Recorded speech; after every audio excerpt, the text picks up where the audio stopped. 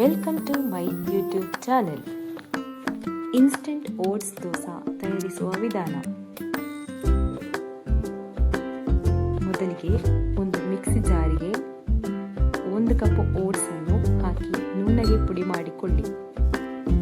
ಈ ಪುಡಿಯನ್ನು ಒಂದು ಪಾತ್ರೆಗೆ ವರ್ಗಾಯಿಸಿ. ನಂತರ ಅದೇ ಪಾತ್ರೆಗೆ ಅರ್ಧ ಕಪ್ ರವೆ, ಅರ್ಧ ಕಪ್ ಮೊಸರು, ಕಟ್ ಮಾಡಿಟ್ಟಿರುವಂತಹ 1 ಈರುಳ್ಳಿ, 1 ಕ್ಯಾರೆಟ್, 10 ಕರಿಬೇವಿನ ಎಲೆ, 2 ಹಸಿಮೆಣಸಿನಕಾಯಿ ಸೇರಿಸಿ.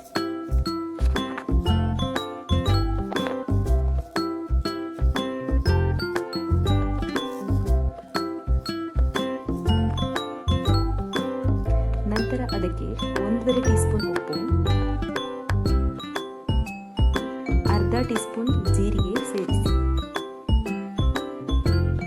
ನಂತರ ಅದನ್ನು ಚೆನ್ನಾಗಿ ಮಿಶ್ರಣ ಮಾಡಿಕೊಳ್ಳಿ. ಅದಕ್ಕೆ 1.5ರಿಂದ 2 ಕಪ್ ನೀರು ಸೇರಿಸಿ.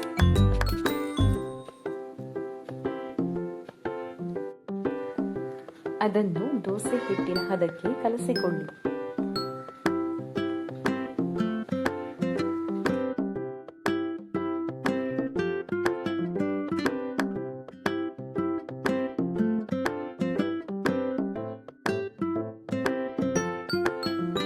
ದೋಸೆ ತವವನ್ನು ಮಧ್ಯಮ ಉರಿಯಲ್ಲಿ ಚೆನ್ನಾಗಿ ಕಾಯಿಸಿ. ತವ ಕಾದ ನಂತರ ಅದಕ್ಕೆ ತುಪ್ಪದಿಂದ ಸವರಿ. ಈಗ ಒಂದು ದೊಡ್ಡ ಸೌಟು ಹಿಟ್ಟನ್ನು ತವದ ಮಧ್ಯದಲ್ಲಿ ಹಾಕಿ ಒಳಗಿಂದ ಹೊರಗಿನ ಕಡೆಗೆ ವೃತ್ತಾಕಾರವಾಗಿ ತೆಳ್ಳಗೆ ಹರಡಿ. ನಂತರ ಮುಚ್ಚಳ ಮುಚ್ಚಿ 1 ನಿಮಿಷ ಬೇಯಲು ಬಿಡಿ. ಬೆಂದ ನಂತರ 1 ಚಮಚ ತುಪ್ಪ ಹಾಕಿ ಇನ್ನೊಂದು ಕಡೆ ಕೂಡ ಚೆನ್ನಾಗಿ ಬೇಯಿಸಿಕೊಳ್ಳಿ.